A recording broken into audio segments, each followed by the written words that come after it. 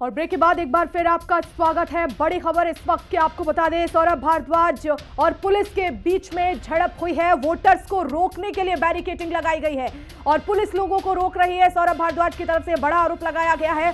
Police और सौरभ भारद्वाज के बीच में झड़प हुई है। बड़ी खबर इस वक्त की आपको बता दें, दिल्ली में लगातार मतदान चल रहा है और इसी बीच पुलिस के बीच में झड़प हुई है। सौरभ भारद्वाज और पुलिस के बीच वोटर्स को रोकने के लिए बैरिकेडिंग लगाई गई है। ये बड़ा आरोप लगाया जा रहा है, पुलिस लोगों को रोक रही है, ये आरोप लगा रहे हैं सौरभ भारद्वाज। आप देखिए वहाँ पे पूरा जैम लगा हुआ है, वहाँ पे वो कह रहे हैं कि आपने लगवाया है।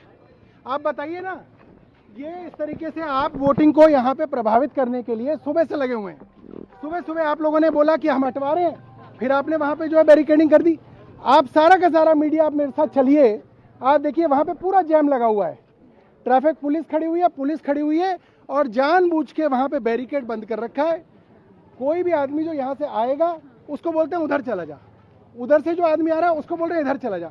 आमने सामने नहीं आने दिया है ना, पूरा जाम लगा दिया वहाँ पे। आप देखिए सामने दिख रही है आपको बैरिकेडिंग। आप बताओ ये बैरिकेडिंग क्यों लगी हुई है यहाँ पे? मतलब ये सिर्फ और सिर्फ जो है, और देखिए कोई सीनियर अफसर जो है ऑन रिकॉर्ड पे आने के लिए तैयार नहीं है कि बैरिकेडिंग किसके। अब बताइए, आप कह रहे थे ना आपको सीनियर ऑफिसर ने बोला है। किस सीनियर ऑफिसर ने बोला है वहाँ पे कि बैरिकेडिंग लगा दी आपने अभी मुझे बोला कि आपके सीनियर ऑफिसर ने बोला है और उनसे बात करिए। सीनियर ऑफिसर आपके भाग रहे हैं छुप के, तो ये तो बदमाशी हो रही है ना पूरी की पूरी। ये सर मेट्रो वाला भी बंद किया, वो देखिए वहाँ से बंद कर रखा। देखिए वहाँ से सारे लोग मेट्रो से पैदल चल के आते हैं, वहाँ बंद कर रखा है। सिर्फ जो है गरीब गांव वालों को परेशान करने के लिए ये पूरी की पूरी बदमाशी कर रखी है। क्यों? क्योंकि मैं यहाँ रहता हूँ, यहाँ पे मेरा वोट है, तो इसलिए ये बदमाशी करेंगे। अरे यार ये कोई काम है? तुम काम करो, काम से जीतो ना, ये सब करने से क्या। और देखो भाग गए, छुप के भाग गए सारे के सारे। वहाँ पे वो कह रहे हैं कि आपने लगवाया है। आप बताइए ना, ये इस तरीके से आप वोटिंग को यहाँ पे प्रभावित कर। तो बड़ा आरोप यहाँ पर सौरभ भारद्वाज लगा रहे हैं। चर्चा की ओर रुख करते हो, प्रशांत कुमार यादव जी हमारे साथ लगातार बने हुए हैं। प्रशांत जी, सौरभ भारद्वाज ने बड़ा आरोप लगा दिया यहाँ पर कि पुलिस रोक रही है, बैरिकेड्स लगा दिए गए हैं, यानी कि आज भी दिल्ली की सत्ता और दिल्ली पुलिस के बीच जो बहसबाजी है, लड़ाई है, वो जारी है। बिल्कुल, आपने देखा कि सौरभ जी कैसे वहां से लाइव दिखा रहे हैं मीडिया कर्मियों के साथ कि किस तरीके से सीनियर ऑफिसर भाग रहे हैं मौके पे, वो कैमरे पर नहीं आ रहे हैं, अपने जूनियर्स के साथ इस तमाशे में शामिल हो रहे हैं। मैं आपको एक वीडियो और दिखाता हूँ, इनकी गुंडागर्दी का एक वीडियो आप देखिए। यहाँ से किस तरीके से हमारे छतरपुर में जो इंचार्ज हैं उनको जब भगाया जाता है और पुलिस उनको गिरफ्तार करती है और ये भी नहीं बताती है कि क्या शिकायत और किसने की है। तो ये मजाक चल रहा है देश में। मैं कह रहा हूँ दिल्ली में, देश में सुबह से शाम, कल से 4 दिन से यही सवाल चल रहा है कि सबसे बड़ा गुंडा कौन है, देश का सबसे बड़ा गुंडा कौन है, जिसके आदेश पर पुलिस जो है दिल्ली के मतदाताओं को रोक रही है। क्योंकि उनको लगता है कि अरविंद केजरीवाल जी को वोट देने वाले जो लोग हैं वो जो है लाभान्वित हैं। और दूसरी तरफ कौन है? दूसरी तरफ वो है जो 400-500 अरबपतियों के पिछले 5 साल में 10 लाख करोड़ माफ करने वाली जो है दूसरी तरफ की लुटेरी सरकार है। एक तरफ अरविंद केजरीवाल जी जिनकी जन कल्याणकारी योजनाओं से हर घर को तकरीबन 25 से 35 हजार रुपए महीने का फायदा हो रहा है, और जब उसमें 2 हमारी जन कल्याणकारी योजनाएं और जुड़ेंगी, जो संजीवनी योजना और सम्मान राशि, तो वो कितना फायदा पहुंचेगा। इस सब का जो है देख करके लोगों का ये भलाई इनसे देखी नहीं जाती भाजपाइयों से। ये सिर्फ जो गरीबों को परेशान करते हैं, चाहे उत्तर प्रदेश हो, चाहे राजस्थान हो, चाहे हरियाणा हो, मध्य प्रदेश हो, गुजरात हो, सब जगह ये गरीबों का खून चूसने का काम करते हैं, झुग्गियां तोड़ देते हैं। कल ही आपने देखा कई भाजपा के नेता जो है कह रहे थे, एक राजस्थान के कह रहे थे स्कीमें बंद कर देंगे, बिजली बंद कर देंगे, स्कूल बंद कर देंगे, सब कुछ कर देंगे। इधर इनके प्रधानमंत्री जी के पास कोई एजेंडा नहीं है, तो ये वो पार्टी है गाली गलौज पार्टी है। ना इनका कोई एजेंडा है, ना इनका कोई मैनिफेस्टो है, ना इनका कोई दूल्हा है, सिर्फ बाराती। और बारात में कौन है? बारात में है गुंडे, भाजपाई गुंडे। इनका इलेक्शन कमीशन सो रहा है। ठीक है, बारात तो चल पड़ी, अब देखना होगा कि दूल्हा कौन है। इसका जवाब मैं दिनेश अच्छवान जी से लूंगी, लेकिन मैं लौटूंगी सर आपके पास में। इस बीच एक बड़ी खबर मिल रही है दिल्ली के सीलमपुर से, जहां वोटिंग के बीच में भारी हंगामा हुआ है। सीलमपुर में आम आदमी पार्टी और बीजेपी कार्यकर्ताओं के बीच में झड़प हुई है। बीजेपी ने आम आदमी पार्टी पर फर्जी वोटिंग कराने का आरोप लगाया है।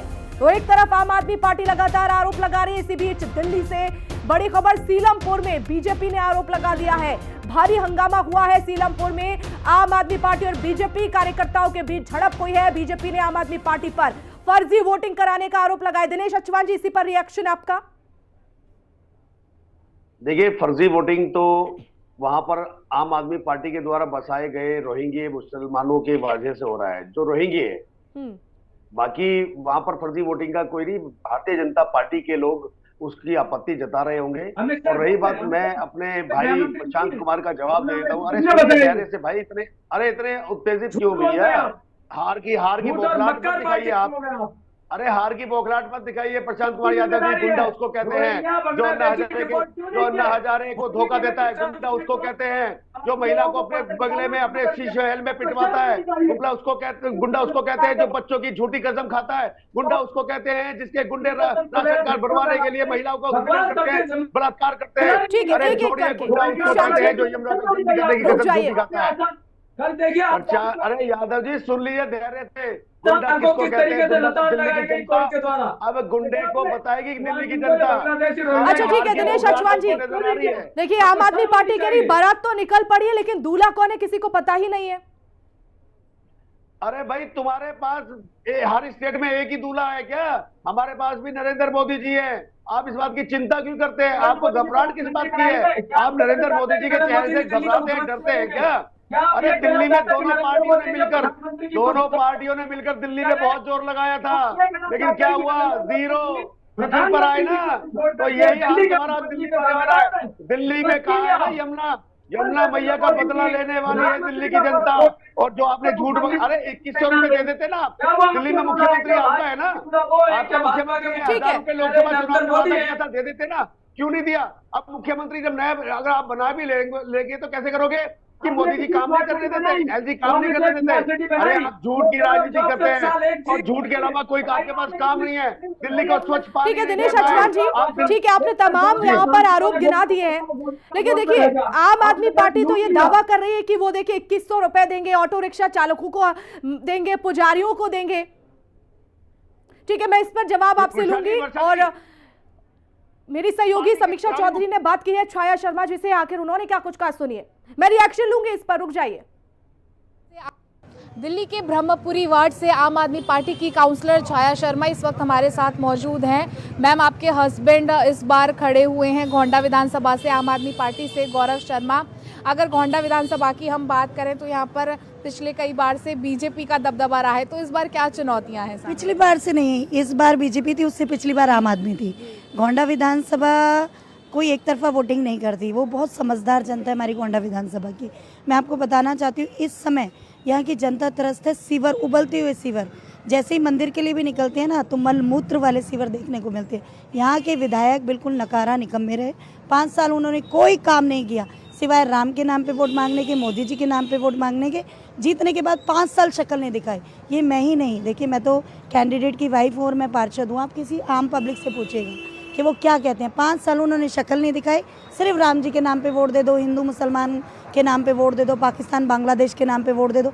आप जाके स्थिति देखिएगा सीवर की, अभी आप जाएंगे ना सीवर देखिएगा कितनी बुरी स्थिति में है, लोग तरसते हैं यहाँ के। बीजेपी लगातार यही बात कह रही है कि आम आदमी पार्टी की सरकार है दिल्ली में कई बार से, लेकिन बावजूद इसके दिल्ली की हालत बेहद खराब है। देखिए यहाँ रिप्रेजेंटेटिव कौन होता है? मैं तो विधानसभा की बात करूंगी ना, हमारा रिप्रेजेंटेटिव दिल्ली सरकार को कौन कर रहा है? विधायक कर रहा है, उसको निरंतर फंड मिला है। वो कह रहे दिल्ली सरकार ने मुझे काम नहीं करने दिया। तो अभी भी दिल्ली सरकार में केजरीवाल सरकार आ रही है, गद्दी छोड़ दो। जब आपको दिल्ली सरकार ने काम नहीं करने दिया ना, तो अब आम आदमी का ही विधायक बनना चाहिए, तभी काम हो पाएगा। वो एडमिट करते हैं कि मुझे काम, जबकि मैं आपको बताऊं 15 करोड़ साल का, ये तो नॉर्मल बात है। आप गूगल सर्च करिए, एक विधायक का जो निधि होती है, विधायक निधि, वो 15 करोड़ साल की होती है। 15 पंजे 75 करोड़ में 2 करोड़ लगा के क्या सीवर साफ नहीं हुए? जो बेसिक नीड आप क्लियर नहीं कर पाए तो और क्या करोगे? आप निर्माण कर रहे तो भूल ही जाइए, सीवर जैसी बेसिक प्रॉब्लम वो आप साफ नहीं कर पाए तो आप गद्दी छोड़ ही दीजिए, क्योंकि जनता त्रस्त है और ये अजय महावर जी मस्त हैं। बीजेपी कह रही है कि यमुना की सफाई भी नहीं करवा पाए, वायु प्रदूषण, लोग गैस चैम्बर में सांस लेने के लिए मजबूर होते हैं। तो इस बार परिवर्तन, ऐसा बीजेपी का कहना है कि परिवर्तन इस बार दिल्ली में। बीजेपी तो पता नहीं क्या कहती है, वो उसका सपना ही रह जाएगा। दिल्ली में केजरीवाल ही आएंगे। मैं आपको बताती हूँ, वो यमुना की बात करते हैं। मैं उनसे पूछती हूँ नमामि गंगे के लिए कितना फंड उन्होंने किया? उमा भारती कहती थी जिंदा समाधि ले लूंगी, ली क्या? आज भी गंगा की स्थिति जाके देखिए। आम आदमी पार्टी की सरकार बनती है, जाहिर सी बात है चेहरा अरविंद केजरीवाल ही होंगे। बीजेपी सरकार चलने देगी? देखिए, अब जनता जागरूक हो चुकी है। अब मैं आपको बताती हूँ कि जनता जागरूक हो चुकी है। उनके चलाने ना चलाने से कुछ नहीं होता। अब जनता को पता है कि एलजी बेशक अब कितनी कोशिश कर ले, अब हमारी जो दिल्ली की जनता है ना, वो इनके तख्त पलटने वाले हैं। बार भी झाड़ू सफाया कर देगी। बिल्कुल बिल्कुल, सफाया करने के लिए तैयार है। हिंदी खबर से बातचीत करने के लिए बहुत शुक्रिया। कैमरामैन तिलक के साथ समीक्षा चौधरी, हिंदी खबर, दिल्ली। और जाकिया खान जी हमारे साथ जुड़ी हुई हैं और मैं चाहूंगी कि कम समय में अपना जवाब रखेगा। सभी मेहमान से भी यही मेरी अपील रहेगी।